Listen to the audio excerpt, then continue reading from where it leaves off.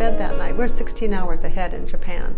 So I went to bed that night thinking that my house was probably gone, because that was only like a quarter of a mile away. So, you start to prepare for what you might lose. And luckily, I had my family, and I had my pets.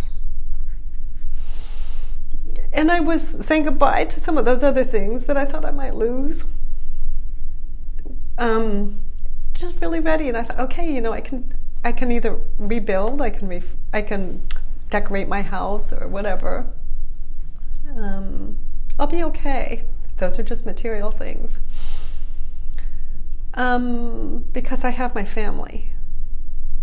And then I realized, after, I don't even know if I knew my house had survived at that point, but I realized when you look at the fire map, it was so huge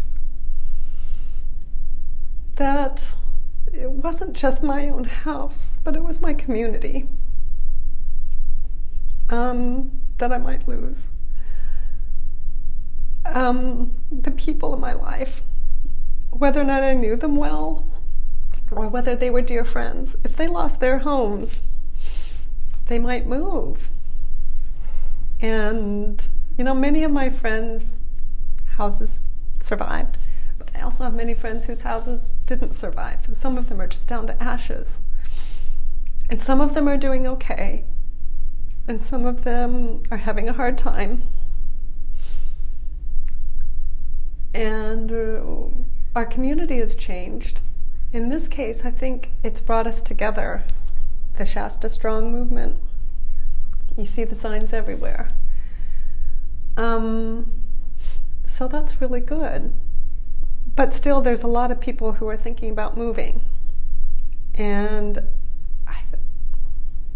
so I might lose my community anyway, or at least a large part of it. We'll survive. They'll survive. We'll all end up being okay somehow or another. But the idea of what a community is, I think, is what I started to grieve, or what our lives are. So my house survived, but a lot of the normal things that I had taken for granted, or enjoyed, but still somewhat took for granted, like places where I bike. My husband and I rode bike, and the places where I walk my dogs, places where we hike, are really changed. And in the beginning, I thought they were gone, that it would be a long, long time before I could go back on those trails. And luckily, because of the hard work of everybody out there, I can go back on the trails for the most part. All the trees that were dangerous have been cut, so I don't have to worry about them falling on me. But it's parts of it are really devastated.